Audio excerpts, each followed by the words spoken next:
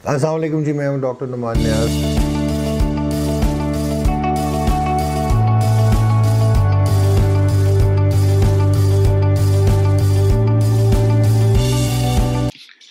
अस्सलाम वालेकुम जी, आप देख रहे हैं DNN। मैं हूं doctor Numan Niyaz and as you all know that I am PhD from western Australia, post doctorate from Oxford university in England और fellow royal college of physicians of London, Glasgow, Ireland and Edinburgh और साथ membership royal college of physicians of the United kingdom कर रखी है।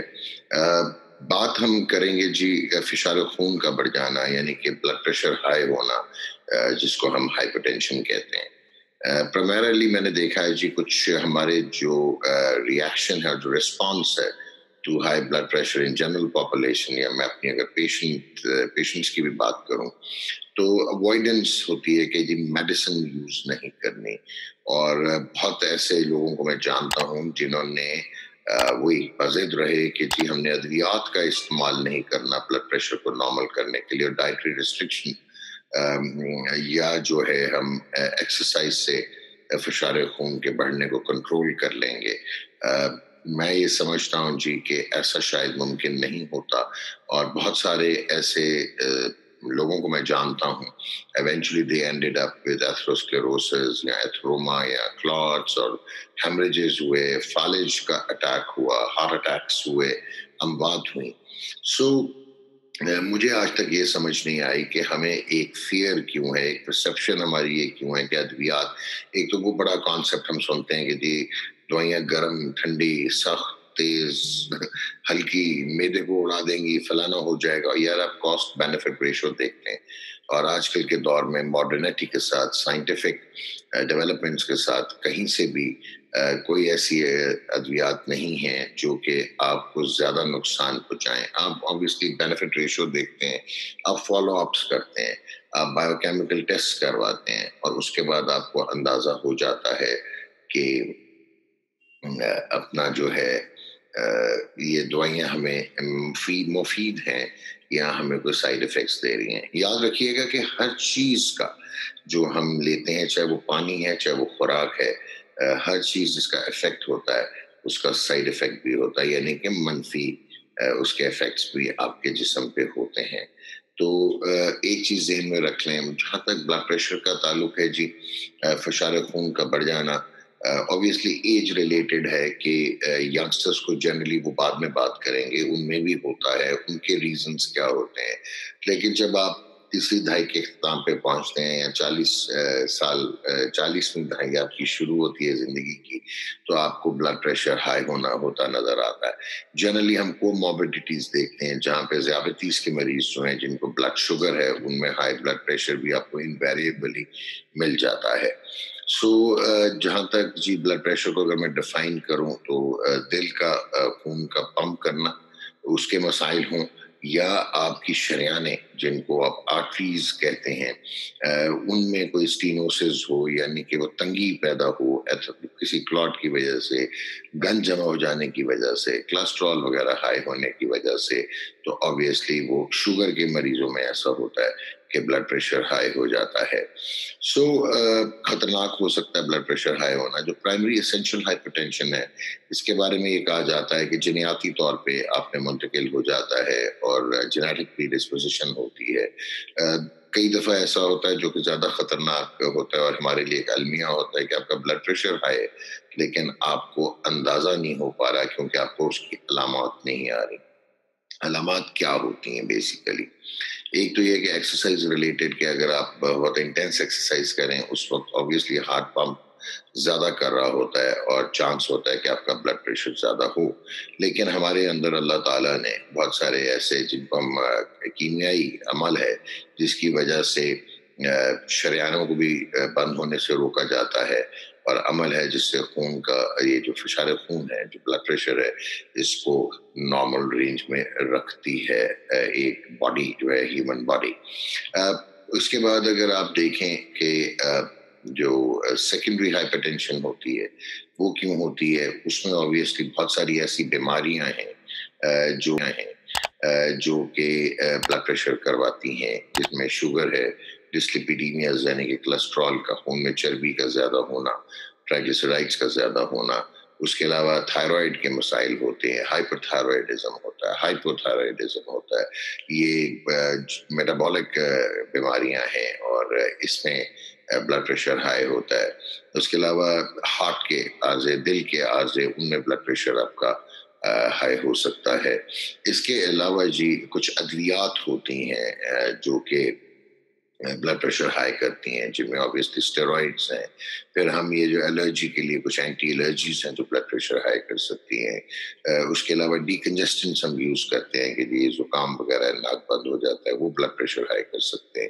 Pain killers blood pressure high کرتی ہیں. اور there are certain other medicines جو کہ یوز ہوتی ہیں، ویسٹ میں زیادہ ہوتی ہیں، ہمارے یہاں بھی جو مردانہ قوت کو بڑھانے کے لیے ایسی ادویات آتی ہیں، یہ بھی بلڈ پریشر کو ہائی کر سکتی ہیں. سو یہ ڈرگ انڈیوسڈ بھی ہو گیا. پھر آبویسلی اسموکنگ، الکوہول، یہ بلڈ پریشر کو زیادہ کرتے ہیں. اور موٹاپا اٹ سیلف ایک رسک فیکٹر ہے جو آپ کو ہائی بلڈ پریشر کی طرف لے جاتا ہے. سو یہ کچھ فیکٹرز ہو گئے. اب ہم آتے ہیں جی کہ جوانوں میں بلڈ پریشر ایک تو جینیٹک پری ڈسپوزیشن ہو سکتی ہے. دوسرا اگر کوئی ہارٹ کے والوز کا ایشو ہے یا آپ کی شریانوں کا جنیاتی ایشو ہے، جن میں انورزمز بھی ہوتے ہیں، وہ بلڈ پریشر کو ہائی کر سکتے ہیں. اس کے علاوہ اسٹینوسس، رینل آرٹری اسٹینوسس کے جو گردوں کی شریانیں ہیں وہ اگر تنگ ہو جائیں تو اس میں یہ زیادہ ہو جاتا ہے. پھر ہمارا ایڈرینل گلینڈ ہوتا ہے جس میں کوئی ٹیومر ہو یا اس وجہ سے بلڈ پریشر ہائی ہو سکتا ہے. پچوٹری گلینڈ ہوتا ہے، اس کے مسائل ہوں تو بلڈ پریشر ہائی ہو سکتا ہے. انگزائٹی نیوروسس جو ہے اس میں بلڈ پریشر ہائی ہوتا ہے، پر وہ اتنا نہیں ہوتا. پھر ایک وائٹ کالرڈ ہائپرٹینشن ہوتی ہے کہ آپ کو جنرلی بلڈ پریشر نہیں ہوتا، لیکن آپ کبھی ڈاکٹر کے پاس جاتے ہیں تو آپ کا بلڈ پریشر کی ریڈنگ ہائی آتی ہے. اب ہائی بلڈ پریشر ہم نے کس کو کہنا ہے؟ پرانے زمانے میں ایک کانسیپٹ تھا کہ جی جب آپ 50-60 سال کے ہو جائیں تو ریلیٹیولی اگر 140 90 150 100 بھی ہے اور 160-100 بھی ہے تو کوئی بات نہیں. آج کل ایسا نہیں سمجھا جاتا. دیر آر سرٹن کنڈیشنز جن میں ریلیٹیو آپ کو بلڈ پریشر دیکھنا پڑتا ہے. اگر شوگر کے ساتھ گردوں کے مسائل ہوں، کڈنی کے اپنے مسائل ہوں، تو اس میں آپ کے فگرز نمبرز فرق ہوتے ہیں. لیکن جنرلی 140-90 بلڈ پریشر جو ہے نارملی ہونا چاہیے جی. 115-75 یا 120-80 ملی میٹر پر مرکری جو ہے mmHg. لیکن اگر یہ 140 اور 90 رہ رہا ہے تو یقیناً آپ کو بلڈ پریشر چارٹنگ کرنی چاہیے. پھر جہاں تک ادویات کی بات آتی ہے جی، ایک چیز ہے کہ ایک تو ایمرجنسی میڈیسن ہوتی ہے. اگر تو بلڈ پریشر 160 ہے سسٹولک یعنی کہ اوپر کا اور 110 ہے نیچے کا، تو آبویسلی بہت ساری ایسی ادویات ملتی ہیں جس میں کیپٹوپریل آتی ہے جو آپ گولی زبان کے نیچے رکھ لیتے ہیں. کچھ کیلشیم چینل بلاکرز آتے ہیں جس میں آپ نے نام شاید سنا ہو ایڈلیٹ کا، وہ آپ کیپسول پنکچر کر کے زبان کے نیچے رکھتے ہیں تو بلڈ پریشر وقتی طور پہ نیچے آ جاتا ہے. لیکن یاد رکھیے گا کہ آپ کو ادویات کی اشد ضرورت ہوتی ہے. ایک دفعہ اگر آپ کا طبیب جو ہے وہ آپ کو کہہ دے کہ آپ کو بلڈ پریشر کا عارضہ ہے، سو سیلف ڈینائل کی ضرورت نہیں ہے. بہت ساری میڈیسنز ہیں جی، وہ اگین ایج ریلیٹڈ ہوتا ہے. دا ینگر یو آر اس میں دیکھا جاتا ہے کہ آپ ڈائیوریٹکس بہت زیادہ یوز ہوتے ہیں. اس میں فروسامائڈ آتا ہے، وہ جو پوٹیشیم اسپیئرنگ ڈائیوریٹکس ہوتے ہیں. پھر آبویسلی ڈیپامائڈ وغیرہ ہے، ہائیڈروکلوروتھیازائڈس ہیں جو ڈائیوریٹکس آپ دیتے ہیں، یعنی کہ پیشاب آور ادویات ہوتی ہیں جن سے آپ کا فشار خون کو کم رکھنے کی کوشش کی جاتی ہے. دل کے عارضوں والوں کو ہم بیٹا بلاکرز، اور وہ بھی کارڈیو سلیکٹیو ہوتے ہیں، نان کارڈیو سلیکٹیو ہوتے ہیں بیٹا بلاکرز. لیکن جن کو دمے کا عارضہ ہوتا ہے اس میں کانٹرا انڈیکیٹڈ ہوتا ہے کہ آپ بیٹا بلاکر دیں. دین آف کورس جی اس میں اینجیوٹینسن ریسیپٹر بلاکرز ہیں، ARB ان کو کہتے ہیں. ایس انہیبیٹرز ہیں، اینجیوٹینسن کنورٹنگ انزائمز، وہ آپ دیتے ہیں. اگین اس میں بہت سارا آپ کو وہ اگین ڈاکٹر کے مشورے کے بغیر آپ یوز نہیں کر سکتے کیونکہ اس کے بھی ریلیٹیو کانٹرا انڈیکیشنز ہوتی ہیں کہ کن میں نہیں دینا، کن میں دینا ہے. پھر آپ کوئی اور ادویات لے رہے ہیں، دل کی ادویات لے رہے ہیں، تو ان میں جو ہے ڈرگ انٹریکشنز کو مد نظر رکھنا ہوتا ہے. لیکن آپ کا کام جو ہے as a common man, as a لے مین، کہ اگر آپ کے طبیب نے آپ کو بلڈ پریشر کی دوائی دے دی ہے تو وہ آپ کو لگ گئی ہے اور آپ نے وہ استعمال کرنی ہے. آپ کو بالکل اس سے دور نہیں رہنا, کیونکہ دیکھیں زندگی موت اللہ کے ہاتھ میں ہوتی ہے, لیکن کوالٹی آف لائف ہمارے ہاتھ میں ہوتی ہے. آپ کو کیا پتا آپ نے کتنا زندہ رہنا ہے, کیا آپ فالج کے ساتھ زندہ رہنا چاہیں گے. تو یہ ساری چیزیں آپ کو مد نظر رکھنی ہوتی ہیں. آئی ہوپ کہ ایڈہرنس ٹو تھراپی اس لیے بہت امپورٹنٹ ہے. لائف اسٹائل ماڈیفیکیشن, ایکسرسائز بہت ضروری ہے. موٹاپے کو کم کریں, آپ وزن کا ذہن میں رکھیں کہ آپ آئیڈیل ویٹ کے قریب رہیں. اور ایک اور جو امپورٹنٹ آسپیکٹ ہے اس میں, پریگننسیز میں بھی ہم نے دیکھا کہ بلڈ پریشر ہائی ہو جاتا ہے, پریگننسی انڈیوسڈ بلڈ پریشر, اس کو بھی بہت روبسٹلی کنٹرول کرنا پڑتا ہے. اور بہت ساری ایسی خواتین جن کو پریگننسی کے دوران بلڈ پریشر ہوتا ہے, ایونچولی دے ٹرن انٹو ہائپرٹینسنس, اور ان کو یہ بلڈ پریشر کیری کرتا ہے لائف میں. ہر ایک میں نہیں ہوتا, بٹ بہت ساری خواتین جو ہیں وہ ولنریبل ہو جاتی ہیں.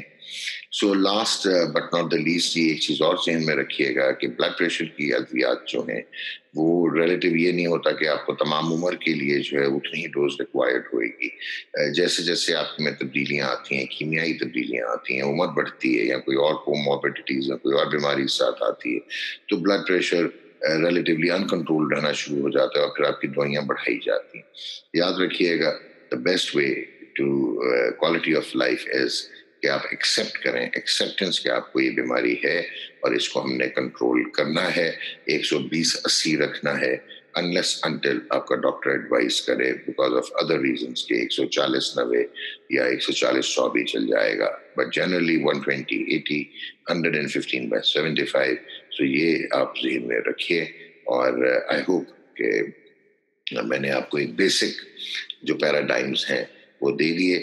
باقی کچھ لوگ ہوتے ہیں جو کہ پیشاب اور انجیکشنز کا پوچھتے ہیں کہ جی لیسکس کا ٹیکہ ہم لگا دیں, فروسمائڈ, اس وقت دیا جاتا ہے جب ابنوکشیسلی ہائی سسٹولک بلڈ پریشر یا ڈائسٹولک ہو, یعنی کہ 180, 120, 200, 120, یہ وہ بلڈ پریشر ہے جہاں پہ ایک دم آپ کو کلینکل ایمرجنسی میں وقتی طور پہ انجیکٹیبل ڈائیوریٹکس دینے پڑتے ہیں. اس کے علاوہ بھی بہت ساری انجیکٹیبل ادویات ہیں جو بلڈ پریشر کو کم کرتی ہیں, جو جس کو میلیگننٹ ہائپرٹینشن کہتے ہیں, ایسا ہائی بلڈ پریشر جو بہت ساری کامن ادویات کو ہیلپ نہیں کر رہا ہوتا. باقی اس میں الفا بلاکرز بھی ہوتے ہیں. پراسٹیٹ کا جو مرض ہوتا ہے جس میں اگر دودھ بڑھ جاتا ہے مردوں میں, ان میں جو ادویات استعمال ہوتی ہیں اس سے بھی بلڈ پریشر کم کرنے کی ان میں بھی صلاحیت ہوتی ہے. سو دیٹ از what ایک میں بیسک چیز ایک کامن طریقے سے آپ کو میں نے سمجھانے کی کوشش کی ہے. اگلی دفعہ ایک اور ٹاپک کے ساتھ حاضر ہوں گے. اپنا بہت خیال رکھیں, اجازت دیجیے, اللہ حافظ.